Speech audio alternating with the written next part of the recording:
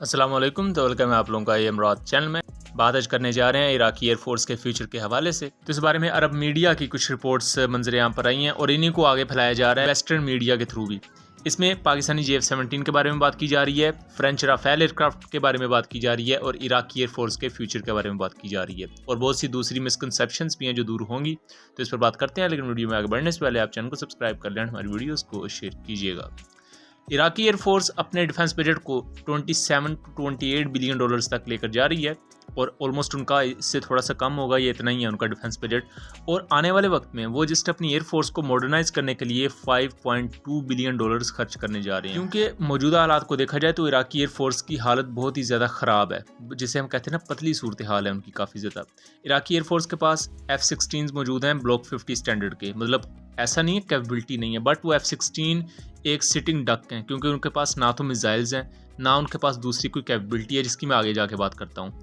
Reportedly Iraqi air force 14 Rafale aircraft ले सकती है आने वाले वक्त में, यानी 2023 से 2025 और 2028 के दरमियान। ये पूरे का पूरा वो टाइमलाइन है। 14 राफेल एयरक्राफ्ट लेगी इराकी एयरफोर्स, जिनकी टोटल कीमत बनेगी 3.2 बिलियन डॉलर्स। इन 14 डिसॉल्ट राफेल एयरक्राफ्ट के साथ साथ वो 12 JF-17 थंडर ब्लॉक 3 भी लेंगे, जिनकी टोटल कीमत होगी 664 मिलियन डॉलर्स। यानी कि जैसा अर्जेंटीना के साथ सेम डील है वैसे ही इराक के साथ होगी 12 JF-17 की, क्योंकि अर्जेंटीना भी 12 से 16 के करीब JF-17 लेगा पाकिस्तान और चाइना से। अब यहाँ कुछ क्वेश्चंस दूसरे भी हैं।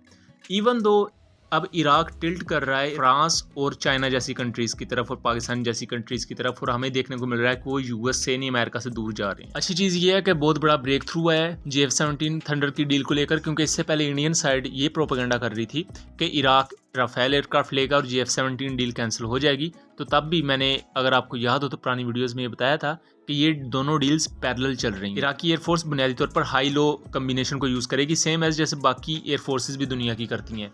High and low and combination को इस तरह समझ सकते हैं कि जैसे पाकिस्तान एयरफोर्स में अगर हम J-10C और ब्लॉक 3 को निकाल दें तो जो कम्बिनेशन बनता था इससे पहले वो F-16 का था और JF-17 का था। जो पाकिस्तान के F-16 हाई एंड कैटेगरी में आते हैं और जो JF-17 ब्लॉक 1 और ब्लॉक 2 हैं ये लो एंड कैटेगरी में आते हैं।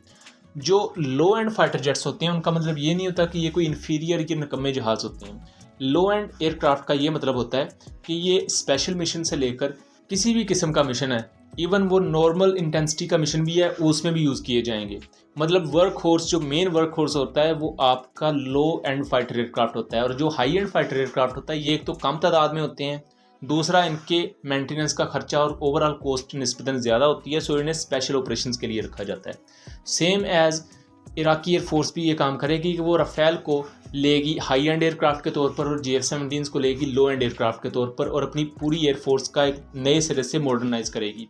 और JF-17 यहाँ की फैक्टर होंगे, राफेल से ज़्यादा हम होंगे क्योंकि राफेल को जस्ट स्पेशल ऑपरेशंस के लिए रखा जाएगा, लेकिन JF-17 को नॉर्मल इंटेंसिटी के ऑपरेशन से लेकर स्पेशल ऑपरेशंस में हर जगह यूज़ किया जाएगा। और ये तादाद सिर्फ 12 तक नहीं रहेगी, क्योंकि अभी तक की जो प्रोजेक्शंस हैं तो आने वाले वक्त में इंशाल्लाह इराक मजीद JF-17 ब्लॉक 3 भी ऑर्डर करेगा, क्योंकि लो एंड फाइटर ज़्यादा तादाद में रखे जाते हैं।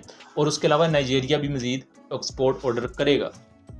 उसके साथ साथ इराकी एयरफोर्स PL-15 और PL-10 मिसाइल्स की तरफ भी देख रही है, और पाकिस्तानी गिड्स के जो अपकमिंग बॉम्ब्स हैं, और उसके अलावा कस्बा इंडस्ट्रीज़ के बॉम्ब की बात चल रही है जिसका नाम अजब है। ये अमेरिकन JDAM से बेहतर बॉम्ब है और अमेरिकन JDAM से तकरीबन 3 गुना ज़्यादा रेंज प्रोवाइड करते हैं जो पाकिस्तानी गिड्स और कस्बा इंडस्ट्रीज़ के बॉम्ब है। इसके अलावा एक और चीज़ बताता चलूँ कि पाकिस्तानी BBR मिसाइल, पाकिस्तान ने ऐलान किया है कि वो अपना BBR मिसाइल बना रहा है जिसकी रेंज 180 किलोमीटर के आसपास होगी, और इसकी टाइमलाइन भी 2025 से 2028-2027 तक बनेगी।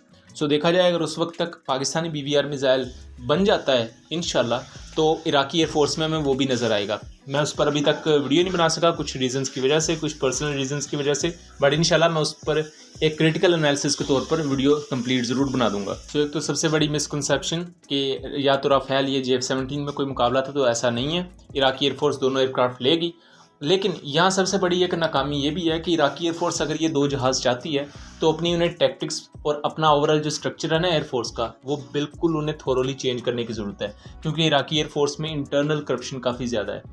मैंने एक वीडियो पहले बनाई थी इराकी एयरफोर्स के F-16 पर। इराकी एयरफोर्स के पास F-16 ब्लॉक 50 मौजूद हैं, बट ये सबसे बड़ा इनको मसला क्या है कि 2022 के एंड में ही अमेरिका ने अपनी जो मेंटेनेंस टीम्स थी वो वापस बुला ली थी। तो इस वक्त जो इनके F-16 हैं, ना तो इनके पास BBR मिसाइल्स हैं और ना ही वो F-16 को इसी तरह उड़ने के काबिल है और उनकी मेंटेनेंस के बहुत ज़्यादा इश्यूज़ हैं। अब यह सबसे बड़ा क्वेश्चन ये भी था कि अमेरिका ने अपनी मेंटेनेंस टीम्स इस वजह से बनाई क्योंकि जो बगदाद का एरिया जहाँ इनकी मेन एयरबेस मौजूद है और वहीं F-16 के प्लेस्ड होते हैं, वहाँ प्रॉक्सीज काफ़ी ज़्यादा एम्पावर्ड हो चुकी थी।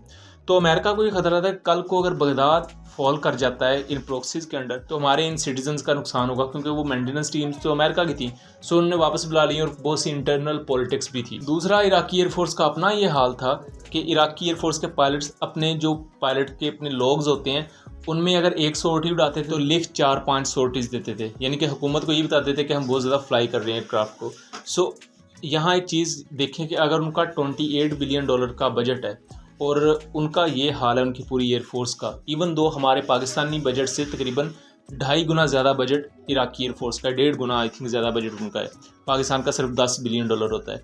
अगर इस तरह की हरकतें पाकिस्तानी मिलिट्री में होने लगे तो फिर तो अल्लाह ही हाफिज़ है। तो अगर ये मैं भी वाज़े कर रहा हूँ, अगर नए एयरक्राफ्ट लेने हैं राफेल और GF-17 जैसे जो 4+ जनरेशन के होंगे और BBR मिसाइल्स भी मिलेंगे, सब कुछ उनको मिलेगा, अगर उनका फुल पोटेंशियल यूज़ करना है तो उसके लिए वाज़े और अहम चीज़ ये है कि अपनी हरकतों पर इराकी एयरफोर्स को थोड़ा सा कंट्रोल करना होगा। सो उम्मीद करता हूँ चीज़ें क्लियर रही होंगी। मिलेंगे अगली वीडियो में, तब तक के लिए अल्लाह हाफिज़।